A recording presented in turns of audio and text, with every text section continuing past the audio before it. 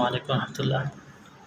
তো আমি যখন কাজে বসি, যে কাজটা আমি করি বিশেষ করে ফোন সামনেই থাকে, কিন্তু ফোনটাকে সাইলেন্ট করে রাখি যাতে কোনো নোটিফিকেশন বা কিছু না শুনতে পারি।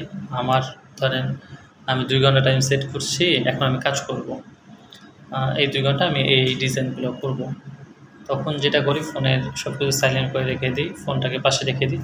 আমার যে ঘড়িটা আছে, ঘড়িটাকে আমি সিম্পলি আমার সামনে এভাবে রেখে দিই, যাতে করে আমি যে কতক্ষণ কাজ করলাম বা কী করলাম এটা ঘড়িতেই দেখতে পারি।